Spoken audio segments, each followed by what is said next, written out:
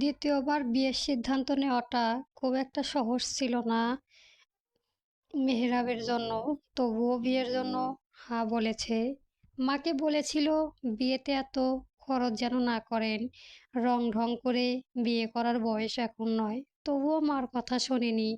বাড়িঘর না সাজালেও আত্মীয় স্বজনকে দাওয়াত দিয়েছেন, মিষ্টান্ন বিতরণ করেছে। এই সামান্য আয়োজনেও মেহেরাব খুশি বিরক্ত হচ্ছে, কিন্তু কাউকে কিছু বলতে পারছে না। ভেতরে চরম অস্বস্তি, অসহায়ত্ব সহ সব হারানোর ব্যথা লুকিয়ে নিয়ে সে একদম রোবটের মতো আচরণ করেছে। যেভাবে মা চাইছেন সেভাবে সব সিদ্ধান্ত মেনে নিয়ে হাতে মেলাচ্ছে নাতে না। বিয়ের যাবতীয় আয়োজন শেষ। নতুন বউকে বরণ করে ঘরে তুলে নিলেন মেহেরাবের মা কল্পনা বেগম। ড্রয়িং রুমে বসিয়ে একটুখানি দই মিষ্টি খাইয়ে হাত পাখা বাতাস দিয়ে মাথায় হাত বুলিয়ে বললেন, সুখী হও মা, আমার ছেলেকে সুখী করো। মেহেরাব মায়ের এই কথা শুনে খুবই বিরক্ত হলো। উনি এমনভাবে বলেছেন যেন এতদিনে ছেলে অসুখী ছিল। ইচ্ছে করলো সম্পূর্ণ বাড়ি গরম করে একটা চিৎকার দিতে, কিন্তু বাড়ি ভরা মেহমান এবং মায়ের সম্মানের কথা চিন্তা করে নতুন বউকে রেখে সে ধুম করে সোফায় সেরে উঠে বলল, আমার খুব টায়ার্ড লাগছে, আমি ঘুমাতে গেলাম, কেউ আমাকে ডাকবে না। সীমারা খুব অবাক হলো মেহরাবের এমন বেখেয়ালি আচরণ ও অস্বস্তি কণ্ঠস্বার শুনে। কেমন যেন সন্দেহ ও ভয় দানা বাঁধল মনে। সে জেনেছে মেহরাবের এটা দ্বিতীয় বিয়ে এবং তার প্রথম স্ত্রী এখনও জীবিত। তার মানে তো এটাই দাঁড়ায়, এই বিয়েতে মেহরাবের ছিল না, যা হয়েছে সবটাই জোরাজুরি। কিন্তু কিসের এত জোরাজুরি? একজন প্রাপ্তবয়স্ক ছেলেকে আর যাই হোক জোর করে বিয়ে করানো খুবই অযৌক্তিক ঠেকল। কারো কাছ থেকে যেন কিছু জানবে সেও উপায় নেই, আবার নিজের দিকেও। পরিবারে কত চাপ, কত বাধা, কত ঠেলাঠেলি, এসব দেখে এবং বোঝে এই বিয়েতে সম্মতি দিয়েছে সীমারা। না দিয়েও উপায় ছিল না। সবাই যেভাবে তাকে সব কিছুতেই বাধা হিসেবে দেখতে শুরু করেছে, কদিন পর নির্ঘাত রাস্তায় ঠেলে দিয়ে বলতো, মর তুই, যেভাবে পারিস মর, তোর মতো অকর্মা ঢেকি বেঁচে থাকার চেয়ে মরে যাওয়াই ভালো। সে নিজের সন্তানকে বাঁচাতে পারল না, যে নিজের সংসার বাঁচাতে পারল না সে তো অকর্মই। তার মতো অকর্ম বেঁচে থেকে লাভ কি? না পরিবারের দায়িত্ব নিতে পেরেছে, না নিজের সংসার বাঁচাতে পেরেছে, আর না নিজের সন্তানকে। উল্টে সব বোঝা হয়ে ঘুরে বেড়াচ্ছে। বধূবরণ শেষে একমাত্র ননদ মিথিলার হাত ধরে একটা পরিপাটি রুমে ভেতরে প্রবেশ করলো সীমারা। চারপাশটা তাজা তাজা ফুল দিয়ে সুন্দর করে সাজানো। দেখলে যে কারো মন ভালো হয়ে যাবে। তারও কিছুটা স্বস্তি অনুভব হলো এই রুমে এসে। কিন্তু পরক্ষণই মেহরাবের আচরণ মনে পড়তেই আবার অস্বস্তি শুরু হলো। সীমারাকে বিছানার মাঝখানে বসিয়ে মিথিলা বলল, এই শাড়ি চেঞ্জ করে আর একটা শাড়ি একা পরতে পারবে, নাকি হেল্প লাগবে? সীমারা শাড়িতে খুব অ্যালার্জি, এসবে অভ্যাস নয়। কারো বিয়ে শাদিতেও সে ভুল করেও শাড়ি পরে না। শাড়ি পরলেই মনে হয় এই বুঝি নিঃশ্বাস আটকে আসছে। এই যে বিয়ের ভারী শাড়ি গায়ে জড়ানো, এতেই তার সমস্ত শরীর এখানে ওখানে চুলকাচ্ছে, আবার জ্বলে যাচ্ছে মনে হচ্ছে। শ্বাস টানতেও কষ্ট হচ্ছে। কোনো মতে এটা খুলতে পারলেই শান্তি পায় সে। তার মধ্যে এখন আবার আরেকটা শাড়ি পরতে হবে। চরম অস্বস্তি নিয়ে সীমারা বলল, শাড়ি না পরলে না হয় আমি একটা থ্রি পিস পরি। মিথিলা বলল, আরে ধুর, তুমি নতুন বউ, শাড়িই তো পরবে। তাছাড়া বড় ভাইয়া তার বউকে সবসময় শাড়ি পরা দেখতে পছন্দ করে। তুমি জানো, আমাদের ভাবি রুষা খুব সুন্দর করে শাড়ি পরতো, প্রতিদিন পরতো। ভাইয়া পুরো আলমারি ভরে ফেলেছিল নতুন নতুন শাড়ি কিনে। মেহরাবের প্রথম স্ত্রীর কথা শুনে সম্পূর্ণ শরীরে কাঁটা দিয়ে উঠল সীমারার। জানতে চাইল, উনি এখন কোথায়? কে? রুষা ভাবি, হ্যাঁ, বাড়িতে আছে। সীমারা চারপাশে ভালো মতো তাকিয়ে নিশ্চিন্ত হলো, মেহরাব এই ঘরে নেই। আসবে কি না কে জানে। হতভাব দেখে তো মনে হচ্ছে এই বিয়েটাতে তার মর্জি ছিল না। সেখানে বাসর? প্রশ্ন করা উচিত হবে কি না এসব ভাবতে ভাবতে জিজ্ঞেস করলো, ওনার ঠিক কি সমস্যা জানতে পারি? না মানে, আমাকে কেউ স্পষ্ট করে কিছু বলেনি। পাত্রের বাড়ি থেকে আলাপ যাওয়ার পর 1 সপ্তাহের মধ্যেই সীমারা আজ এই ঘরের বউ। তাই বেশি কিছু সে সে জানে না, জানতে পারেনি, সেটা তার চোখ মুখে স্পষ্ট। জানলে কেউ কি আর এই বাড়ির বউ হয়ে আসে? মিথিলা দীর্ঘশ্বাস চেপে বলল, শাড়িটা পাল্টে নাও, পরে বলছি। সীমারা বলল, আমি শাড়ি পরতে পারবো না আপু, ভীষণ অস্বস্তি হয়, শ্বাস নিতে কষ্ট হয়। ঠিক আছে, 3 পিস করে নাও, পরে নাও, আমি দেখে আসি ও কি করছে। মিথিলা বেরিয়ে যাওয়ার পর মাথার মধ্যে একগাদা প্রশ্ন নিয়ে দরজা আটকে পরনের শাড়ি পাল্টে সুন্দর একটা 3 পিস গায়ে জড়িয়ে নিল সীমারা। এমন সময় দরজায় শব্দ হলো। সে ভাবল মিথিলা এসেছে বোধহয়, তাই ঝটপট হাতে দরজায় নব ঘুরিয়ে চমকে গেল। মেয়েরা পতদন্ত হয়ে ভেতরে প্রবেশ করে দ্রুত নিজের আলমারির সামনে গেল। লক খুলে ভেতরে রাখা শাড়িগুলো থেকে সুন্দর একটা শাড়ি বের করে সেটা হাতে নিয়ে আবার রুম থেকে বের হয়ে গেল। ভেতরে একটা নতুন মানুষ আছে, তারই বিবাহিতা স্ত্রী আছে, সেদিকে সে দৃষ্টি দিল না। এই সূক্ষ্ম তাচ্ছিল্যটাও খুব করে গায়ে লাগলো সীমারা। কাউকে কিছু জিজ্ঞেস করার মতো এনার্জি পাত্তাও শরীরে নেই, তাই চুপ রইল। এদিকে পেটে যথেষ্ট খিদে টের পাচ্ছে। বাড়িতে তখন খাওয়া হয়নি, সবাই ব্যস্ত ছিল তাকে ঠেলে বিদায় করতে। কেউ খেয়ালও করেনি কানে কিছু চাই কিনা।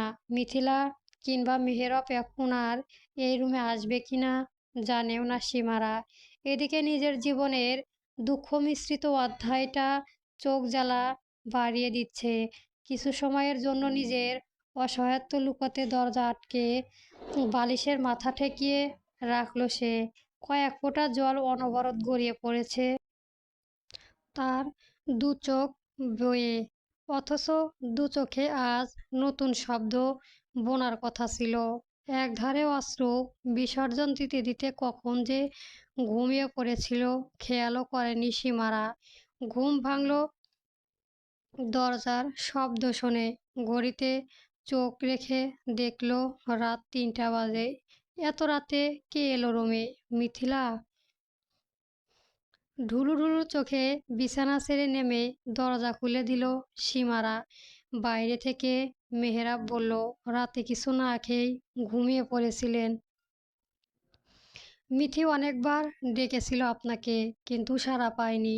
সামনে থাকা মানুষটা সেই মানুষ তো, যে সন্ধ্যায় তাকে তুচ্ছ তাচ্ছিল্য করে সেই যে প্রথম স্ত্রীর কাছে গিয়েছিল, এখন সে তার খোঁজ নিতে এসেছে।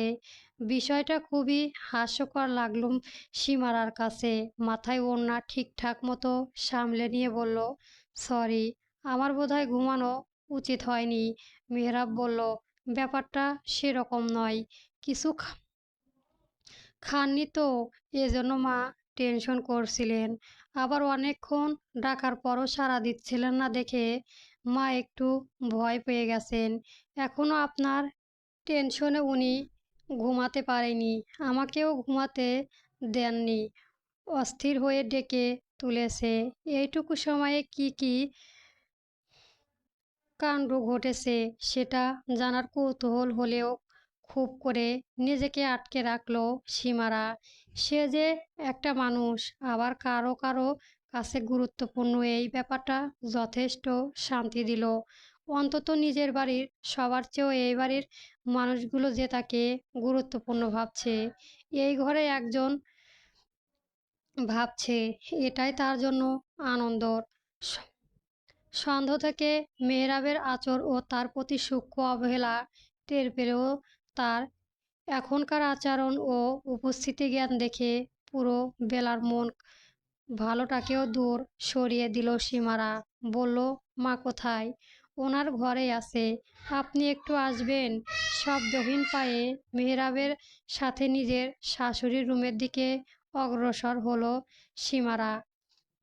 একবার ইচ্ছে হলো জিজ্ঞেস করুক এতক্ষণ লোকটা কোথায় ঘুমিয়েছিল।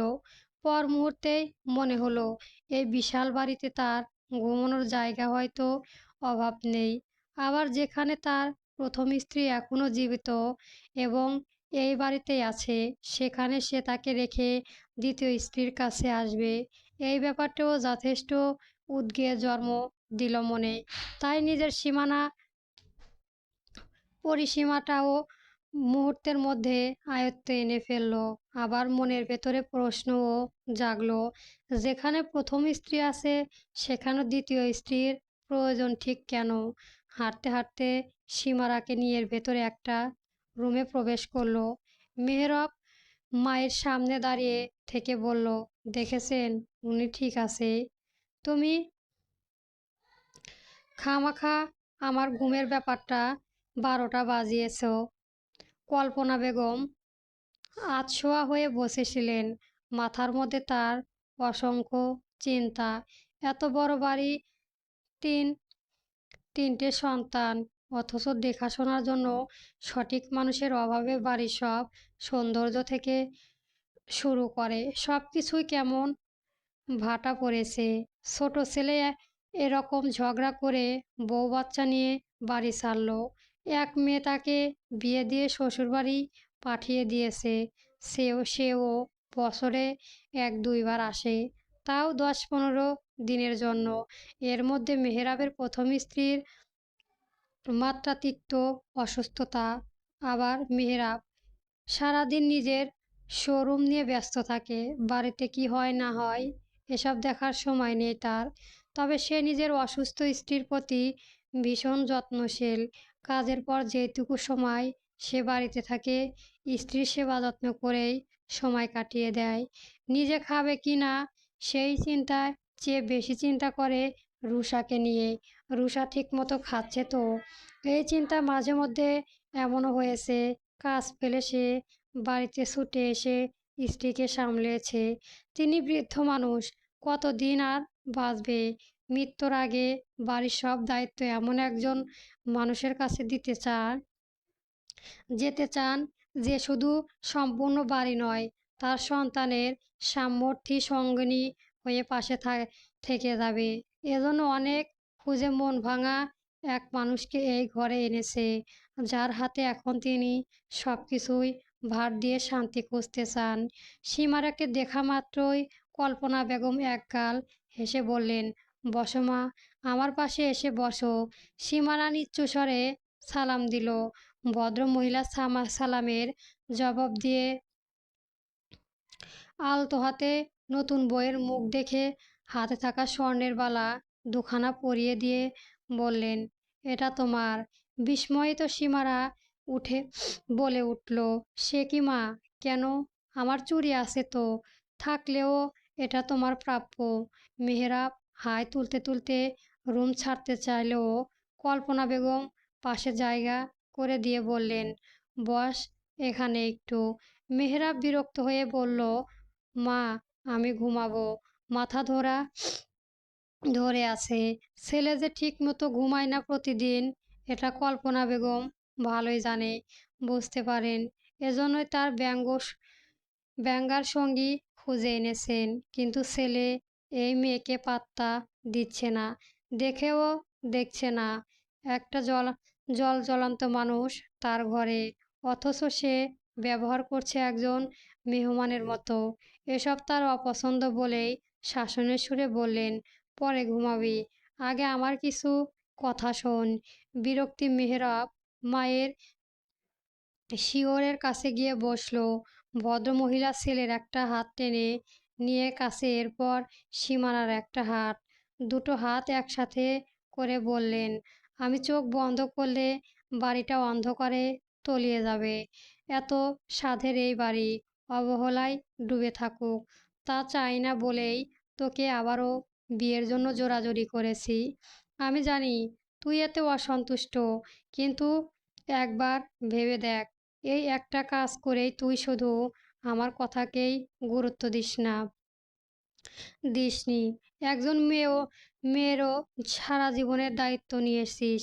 তুই তো দেখেছিস সব কিছুর অবস্থা। একটু ভেবে বল তো, এমন কে আছে যে এই বাড়িটিকে দেখে রাখতো? রুষা পারতো এসব? ও তো ঠিক মতো। মেহরাব মাকে থামিয়ে দিয়ে বলল, মা প্লিজ, এসব কথা ছাড়ো। কেন? বহুদিন পর আজ আবারও তোকে আমি একটা কঠিন দায়িত্ব দিচ্ছি, অথচ তুই সেটা শুনতে চাচ্ছিস না। মা, এসব নিয়ে পরে কথা বলি, সময় তো পালাচ্ছে না, আমার ভালো লাগছে না এসব শুনতে। এমন সময় মেহরাবের রুম থেকে রুষার মাতৃতিক্ত চেঁচামেচি ভেসে এলো। মিথিলা চেষ্টা করেও আটকাতে পারছে না। মেহরাব একবার দরজার দিকে তাকিয়ে সীমারার হাতটা আলগোছে ছেড়ে দিয়ে বলল, ইন্নানিল্লাহ, আবার কি করে ঝামেলা হচ্ছে? এর মধ্যে কিছু একটা ভাঙার শব্দ হওয়াতেই মেহরাব আর দাঁড়ালো না, দৌড় দিল। কল্পনা বেগম এসবে অতিষ্ঠ। প্রতিদিন এই ভাঙচুর, ওই ভাঙচুর, এত চিৎকার দিয়েও একটা মানুষকে শেষ পর্যন্ত সুস্থ করা যাচ্ছে না। আর কতদিন চলবে এভাবে? ভেবে পান না তিনি। চিৎকার চেঁচামেচি, ধুমধাম শব্দ শুনে কিঞ্চিত বিচলিত হয়ে সীমারা বলল, কি হচ্ছে ওখানে? কল্পনা বেগম বললেন, এটা বলতেই দেখেছি ডেকেছি তোমাকে। এরপর বিছানা ছেড়ে নেমে বললেন, এসো আমার সাথে, নিজেই দেখবে। নেক্সট পার্ট পেতে চ্যানেলটি সাবস্ক্রাইব করে রাখবেন। ধন্যবাদ।